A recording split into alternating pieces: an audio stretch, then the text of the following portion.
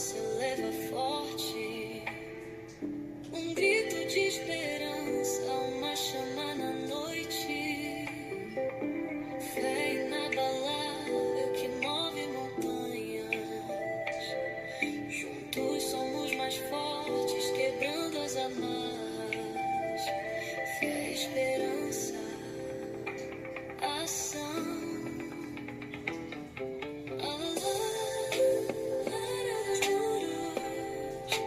Vozes que transformam fé, esperança e ação que nos move.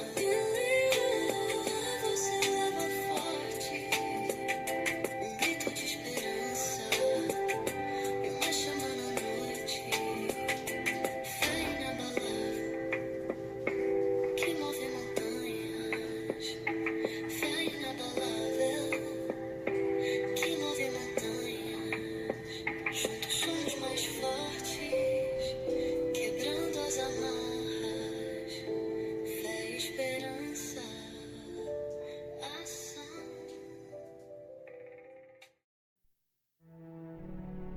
Olá, seja muito bem-vindo a mais um episódio do podcast Além dos Muros, Vozes que Transformam.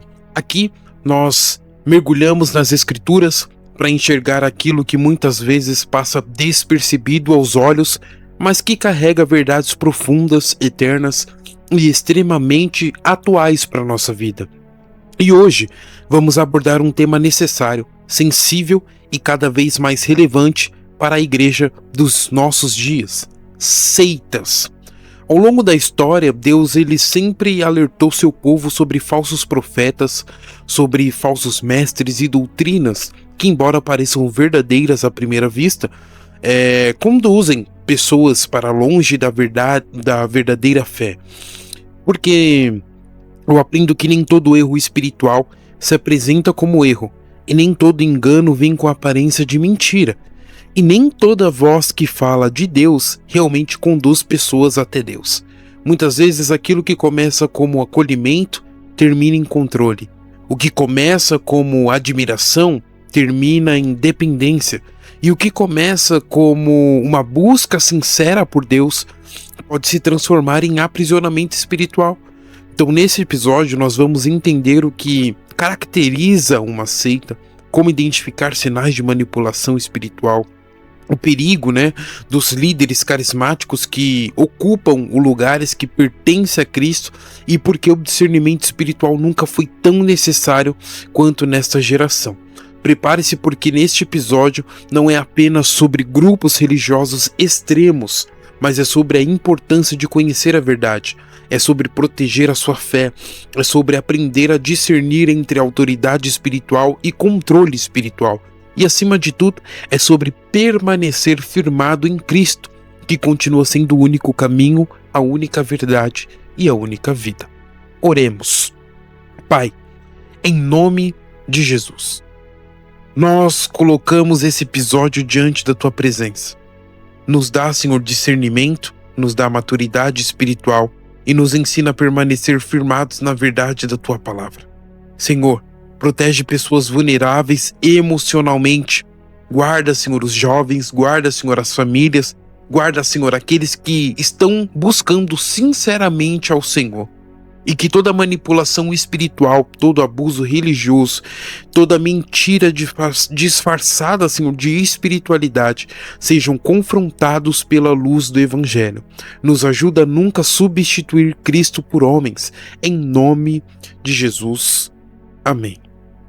Como de costume, peguem aí seus exemplares bíblicos, seja ele por texto, pelo livro, pela Bíblia Sagrada, pelas páginas, seja ela pelos smartphones, celulares, tablets, notebooks, ou da forma que você costuma ler ou até mesmo examinar as escrituras. Eu quero estar lendo um texto, deixar um texto base para a gente dar introdução a esse tema, que é um tema polêmico, é um tema que talvez não é tão falado, é um tema que muitos têm medo de mencionar, até mesmo por não querer se indispor, mediante esse tema, mas eu creio que o Senhor vai nos conduzir durante esse episódio e eu creio que o nome dele será glorificado e exaltado. Você que pode, abram aí no texto de 2 Pedro, segunda epístola de Pedro, no seu capítulo 2, no verso 1. 2 Pedro 2, 1. E assim diz a mensagem do Senhor. Assim como surgiram falsos profetas no meio do povo, também haverá falsos mestres entre vocês. Eles introduzirão heresias destruidoras, chegando a renegar o soberano do Senhor, que os resgatou, trazendo sobre si mesmos repentina destruição. E muitos seguirão as suas práticas libertinas, e por causa deles, o caminho da verdade será difamado. Quero, em cima desses dois textos, trabalhar esse tema, que eu creio que há um perigo que nem sempre parece perigoso. E eu quero trabalhar em cima disso. Uma das coisas mais perigosas sobre o engano espiritual é que ele raramente se apresenta como engano. Então, seitas, elas não começam mostrando controle. Elas começam oferecendo pertencimento. Não começam com opressão, mas começam com acolhimento. Elas não vão começar exigindo submissão total. Elas vão começar fazendo as pessoas se sentirem especiais. E é exatamente por isso que tanta gente sincera acaba sendo envolvida. Porque pessoas feridas emocionalmente, espiritualmente carentes ou vivendo momentos difíceis se tornam mais vulneráveis a ambientes manipuladores. E o que me chama a atenção é que o maior perigo espiritual não é o erro que parece um absurdo, mas o erro que parece verdade. Vou de novo. O maior perigo espiritual não é o erro que parece absurdo, mas o erro que parece uma verdade. Mas afinal, o que seria uma seita? O que eu posso considerar uma seita? Como eu posso identificar uma seita? A seita, ela é um grupo religioso ou espiritual que se afasta, das verdades centrais das escrituras e acaba desenvolvendo estruturas de controle excessivos sobre os seus seguidores. Mas normalmente existem 3 pilares e eu consigo enxergar isso nitidamente. Primeiro dos pilares é a centralização exagerada em um líder, Sempre é alguém, sempre é um líder, sempre está com ele, tudo tem que passar por ele, tudo tem que ser ele, tudo tem que estar à vista dele. O segundo ponto, o segundo pilar é a exclusividade espiritual. É um ambiente que sempre vai dizer que ali tem Deus, que não tem Deus em outro lugar, que os melhores milagres, as maiores coisas só acontecem naquele ambiente. E com isso, chama-se o terceiro pilar, que é a manipulação emocional e psicológica. Aqueles que a seguem ou aqueles que fazem parte, mesmo não conhecendo ou não identificando que é uma seita, acaba sendo manipulado emocionalmente ou psicologicamente. Alguém que talvez entra com um problema e vê que, mediante toda essa manipulação, aquilo que era um problema se torna solução e aquilo também acaba se tornando uma verdade absoluta para essa pessoa. E aqui nós precisamos entender algo importante, que nem toda igreja pequena é uma seita e nem todo grupo diferente é um abusivo. Mas quando um ambiente começa a substituir Cristo pela figura humana, isso é um sinal extremamente perigoso. Lá em 1 Timóteo, no seu capítulo 2, precisamente no seu verso 5, vai dizer o seguinte: porque há um só Deus e um só mediador entre Deus e os homens, Jesus Cristo. Então, onde Cristo deixa de ser suficiente, homens eles começam a ocupar lugares que nunca deveriam ocupar. Então, uma das marcas mais comuns das seitas é a presença de líderes extremamente carismáticos. E aqui existe algo importante, que carisma não é prova de caráter. Vou de novo, carisma não é prova de caráter. tem gente que confunde unção com influência emocional. Não é porque a pessoa grita, não é porque a pessoa muda a figura, não é porque a expressão facial da pessoa ela eleva a voz, que isso significa que é unção. E nem toda pessoa influente foi aprovada por Deus. Nós podemos observar Saul, Absalão como exemplos bíblicos disso. E falando em Absalão, ele usou do seu carisma para corromper o povo. Lá no livro de Samuel vai dizer isso. Absalão ele é uma das figuras mais perigosas da Bíblia quando falamos sobre manipulação. Porque lá no 2 Samuel, no seu capítulo 14, vai trazer um pouco da narrativa de Absalão. E precisamente no verso 25... vai dizer o seguinte: não havia, porém, em todo Israel homem tão belo e tão aprazível como Absalão. Ou seja, ele era bonito, ele era carismático, ele era influente, ele era comunicativo, mas por trás da aparência existia uma grande ambição. Observe o que ele vai fazer em 2 Samuel no seu capítulo 15. Absalão ele se levanta cedo, ele ficava na porta da cidade, ele começava a conquistar emocionalmente o povo. O texto vai dizer que ele falava o seguinte: assim furtava Absalão o coração dos homens de Israel. Olha a expressão, furtava o coração. Ele não tomou pela força, ele seduziu emocionalmente. Absalão ele dizia algumas frases que de certa forma manipulava o povo. Ele dizia: se eu fosse um juiz, se dependesse de mim, isso não teria acontecido, ou se dependesse de mim, eu faria desse jeito. Se dependesse de mim, você seria ouvido, essa situação não estaria como está. Percebe a manipulação? Ele cria insatisfação contra a liderança para ganhar seguidores. E isso me chama a atenção. Porque todo manipulador ele precisa primeiro ferir a sua confiança na liderança para depois controlar você. Ele nunca vai mostrar as garras primeiro. Ele primeiro vai mostrar, de certa forma, ali algo emocional, algo que talvez você esteja passando contra você e vai te colocar para ferir a sua confiança na liderança que está sobre a sua vida. E isso continua acontecendo até os dias de hoje. São pessoas carismáticas com bons discursos, com boa oratória, com boa didática, que aparentemente são acolhedoras, mas que lentamente afastam pessoas da verdade. Uma característica muito forte em ambientes sectários é a ideia de exclusividade espiritual. Só aqui Deus opera, só nós temos a revelação. Quem sair daqui perde a cobertura espiritual. Lá fora não existe salvação. E isso acaba gerando medo, dependência ou controle emocional. Só nós temos a verdade. Mas o evangelho nunca foi um sistema de aprisionamento. Jesus ele disse isso lá no João 8, no seu verso 32.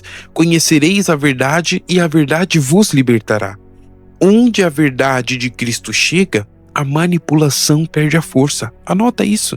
Onde a verdade de Cristo chega, a manipulação ela perde a força. Só que com tudo isso traz um isolamento. Há uma técnica que ainda é mais perigosa, que é o isolamento. Seitas elas geralmente trabalham o isolamento gradual. Primeiro, elas afastam você emocionalmente. Depois, quebram-se os vínculos externos. E por fim, faz você acreditar que só aquele ambiente possui segurança espiritual. Isso é extremamente perigoso, porque pessoas isoladas ficam mais fáceis de controlar. Existem ambientes onde um membro passa a desconfiar da própria família, dos amigos e até de qualquer pessoa que pense diferente dele. Já percebeu que quando a gente se converte, a gente tem um vínculo, seja de amizades, seja um ciclo familiar, seja no trabalho, seja no futebol, ou seja em qualquer outro tipo de atividade que você faça. E quando a gente se converte a Cristo, a gente passa a ter um pensamento diferente, uma cultura diferente, a gente passa a ter um posicionamento diferente, e nem todo o ambiente vai ser um ambiente apropriado para estarmos. Mas isso não é que é porque eu me converti ao Evangelho, me converti a Cristo. Não, isso automaticamente acontece porque nós vamos entender que algumas coisas já não cabem a nós. Nós mudamos de vida, queremos mudar a nossa história, e para isso também nós precisamos mudar alguns ambientes, mudar algumas atitudes, mudar algumas falas, em alguns outros casos precisamos mudar algumas outras coisas nas nossas vidas, deixamos algumas coisas para trás para poder seguirmos, né, uma vida nova. Mas tem ambientes que, de certa forma, obrigam você a se afastar da família, obrigam você a se afastar dos amigos, obrigam você a se afastar, talvez, de um ciclo que a manipulação é o seguinte: ou você vai lá, ou você está aqui. São festas ou reuniões familiares que talvez você não pode mais estar presente, porque a frase que é utilizada é: se você for nesse evento, isso significa que esse evento é mais importante para você do que o próprio Cristo. São manipulações que acabam fazendo com que você fique aprisionado dentro de um ambiente. Não é sobre um relacionamento entre você e Cristo, até porque eu e você sabemos que não é sobre o ambiente, é sobre quem somos. É sobre um Jefité que estava numa terra diferente e mesmo assim ele, ao invés de ser influenciado, foi ele que influenciou. Mesmo com todos os traumas, foi ele que trouxe uma influência. E essa influência partiu de um caráter, partiu de uma atitude, talvez partiu das falas que ele talvez falava, do jeito que ele se comportava. Então não era o ambiente que estava mudando e corrompendo Jefité. Foi Jefité que, ao entrar no ambiente, assim como José, assim como outros homens da Bíblia e mulheres da Bíblia também influenciaram, pessoas passaram a olhar e disseram: nossa, ele está passando por essa situação, ele tem uma crise, ele tem um problema, ele está passando por essa situação complicada, mas mesmo assim ele não deixa de ser quem ele é. Eu quero andar com ele, eu quero servir esse Deus que ele serve, eu quero ser como ele. E é isso. Não é que o ambiente, na verdade, ele não pode te forçar a terminar um ciclo de amizade, a terminar um ciclo familiar. Não, é um ambiente que você pisar os pés, você tem que ter a consciência daquele ambiente que você está, mas é sobre você, é mais sobre quem você é neste ambiente do que sobre uma religião que vai dizer o que você deve ou não fazer, ou melhor, um líder que vai dizer o que você deve ou não fazer. Então, existem ambientes onde um membro ele passa a desconfiar da própria família por conta disso, dos amigos e de até qualquer pessoa que pense diferente. Mas isso não é reino. O evangelho aproxima pessoas da verdade, não cria cárceres emocionais. Vou repetir isso daqui: o evangelho ele aproxima pessoas da verdade. Se fosse assim, nós nunca conseguiríamos multiplicar o reino de Deus. Porque se nós cristãos não podemos se relacionar com outras pessoas que talvez não professam a mesma fé que nós, ou que não acreditam no mesmo que nós acreditamos, como que seria essa convivência? Como que ficariam os mandamentos que Jesus deixou, ou que Deus nos deixou? Que é amar o próximo como a si mesmo, amar a Deus acima de todas as coisas, e um está vinculado ao outro, porque eu só posso amar a Deus se eu tenho amor ao próximo. Então, se alguém pensa diferente de mim e eu não posso conviver com essa pessoa, ou eu não posso ter um relacionamento com essa pessoa, eu não posso dialogar com essa pessoa, eu não posso pensar diferente dessa pessoa, como seria? Talvez não existiria essa proximidade, ou esses mandamentos que o Senhor nos ensinou cairiam todos por terra. E eu acredito que Deus ele não erra naquilo que ele fala, naquilo que ele nos ensina, naquilo que ele nos instrui. Então, para tudo tem um propósito, e a gente precisa abrir os nossos olhos, porque há um controle da informação. Porque outras características muito fortes é o medo de questionamentos. São líderes que, quando são questionados, eles já estão armados e já te colocam no seu devido lugar, dizendo: não está satisfeito? Pode sair. Se aqui não é um ambiente para você, procura outro lugar, mas saiba que lá fora você não vai achar o Deus que tem aqui, os milagres que tem aqui, os benefícios que tem aqui. Aqui você tem isso. Antes você era assim e depois que você chegou eu te tornei isso, eu coloquei um cargo em você, você se tornou importante. Então se você sair, você saiba que você vai perder tudo isso. Ao sair por essas portas, você vai perder todo esse benefício. Então há um medo por trás, há um medo de questionamento. Ambientes abusivos normalmente eles não suportam pergunta sincera. Então quem questiona é chamado de rebelde, quem questiona é chamado de contaminado, quem questiona é chamado de o sem cobertura espiritual. Mas observe, Jesus nunca teve medo de perguntas.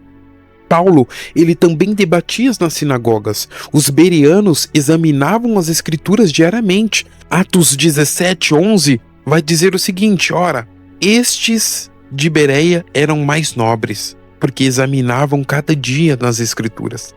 Uma fé saudável, ela suporta perguntas. Uma manipulação depende do silêncio. Vou de novo, uma fé saudável suporta perguntas, mas uma manipulação, ela depende do silêncio. Há um controle emocional e espiritual. Seitas, elas trabalham muito através do medo. Medo de sair, medo de discordar, medo de perder Deus, medo de ser amaldiçoado, e isso vai adoecendo emocionalmente a pessoa. Tem gente que saiu de ambientes abusivos, mas continua emocionalmente aprisionadas até hoje. E aqui precisamos falar algo sério, porque abuso espiritual também traumatiza. Há uma exploração também que as seitas costumam fazer, que é sobre uma manipulação financeira, uma exploração financeira, que é um outro sinal perigoso.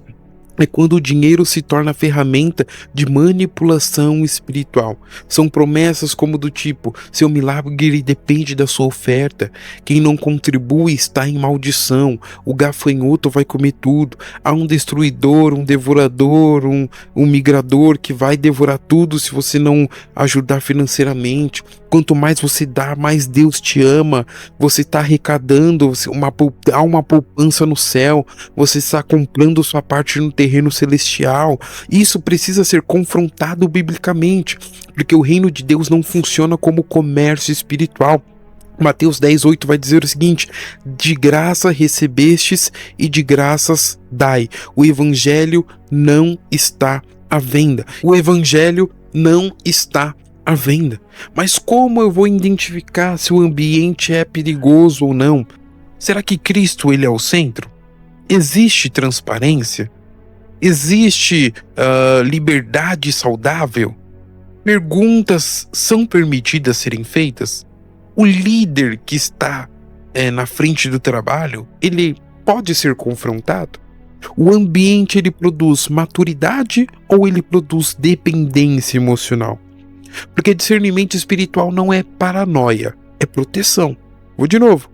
Discernimento espiritual não é uma paranoia, ela é uma proteção. E há aqui uma diferença entre uma autoridade e controle. Autoridade espiritual saudável, ela serve, cuida, protege, ensina, corrige com amor. Há um controle espiritual que manipula, amedronta, centraliza, humilha e logo em seguida aprisiona. Jesus, ele lavou pés. Manipuladores exigem tronos. Liderança bíblica, ela aponta para Cristo.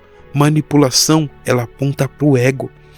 Nós estamos vivendo uma geração espiritualmente carente. E pessoas carentes emocionalmente são mais vulneráveis a ambientes abusivos. Por isso, discernimento é fundamental. Conheça a palavra, ore, desenvolva maturidade espiritual. Nunca entregue completamente sua consciência nas mãos de homens, porque homens falham, mas Cristo não. Aqui eu deixei algumas características de seitas, mas esse conteúdo, ele é um conteúdo mais maçante, mais extenso. Ele é um conteúdo que talvez, se você quiser que eu prepare uma parte 2 desse conteúdo para também não ficar algo muito longo, você comenta aí, deixa aí nos comentários se você quer, se interessa por esse tipo de conteúdo. se você quer que eu busque para uma parte 2, tem muita coisa por trás de uma seita, mas eu acho que o principal, pelo menos dentro das igrejas, são algum desses tópicos que eu mencionei. Então, entenda que o verdadeiro evangelho, ele não aprisiona pessoas, ele liberta. Jesus nunca chamou discípulos para viverem emocionalmente escravizados. Ele chamou pessoas para viverem em verdade. Então vigie, ore, discerne também a espiritualidade. Discernir também é espiritualidade. Porque nem todo ambiente que fala de Deus realmente conduz pessoas até Deus. E talvez o maior perigo dessa geração não seja a ausência de espiritualidade, mas espiritualidade sem discernimento. Vamos orar? Orar para finalizar, orar para encerrar esse conteúdo, esse episódio. E se, como eu disse, se você gostou desse tipo de conteúdo, quer que eu traga uma parte 2 sobre seitas, sobre algumas outras características, deixa aí nos comentários, compartilhe com alguém que talvez você acha que está dentro de uma seita ou que já viveu isso, se esse tipo de pessoa concorda com aquilo que eu estou falando. Mas eu creio que o nome do Senhor de certa forma está sendo glorificado e exaltado. O importante é que eu e você se sinta bem na casa do Senhor. O importante é que eu e você busque o Senhor, aleluia, não por aquilo que o homem pode oferecer, mas por aquilo que Cristo é.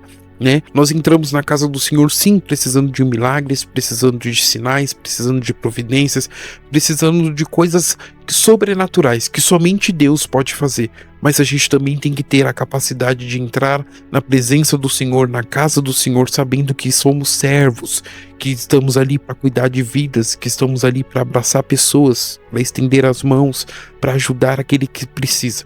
Então, se onde você está, talvez onde você congregue, o tipo da liderança que você está, é esse tipo que te amedronta, que te manipula, que te amaldiçoa se você não fizer aquilo, tome cuidado, abra os seus olhos, ore ao Senhor, para que o Senhor te conduza a um ambiente saudável, um ambiente bíblico e um ambiente na qual Cristo seja o centro, seja o primeiro, seja o meio e seja o final. Amém? Vamos orar para finalizar e eu creio que o nome do Senhor continuará sendo glorificado e exaltado. Pai, guarda o nosso coração, nos dá discernimento espiritual, nos livra, Senhor, das manipulações religiosas, nos livra de ambientes abusivos e nos ajuda a permanecer firmados somente em Cristo. Cura pessoas feridas espiritualmente, Senhor. Restaura aqueles que sofreram abusos religiosos, Pai. E levanta uma geração madura, equilibrada e fundamentada na Tua palavra. Que nunca troquemos relacionamento contigo por dependência emocional de homens. Em nome de Jesus. Amém. E esse foi mais um episódio da segunda temporada Além dos Muros, Vozes que Transformam. E eu espero que essa mensagem tenha despertado discernimento e consciência no seu coração. Se esse episódio falou com você, compartilhe com alguém que precisa ouvir essa verdade. Porque discernimento espiritual hoje não é uma opção, é necessidade. E no próximo episódio, nós estaremos abordando outros temas que eu creio que o Senhor irá preparar, irá falar no coração e eu vou transmitir a vocês, meus caros ouvintes. E eu creio que o nome do Senhor continuará sendo glorificado e exaltar. Lembre-se, o verdadeiro evangelho não controla consciências, ele conduz pessoas até Cristo. Até o próximo episódio. Fui!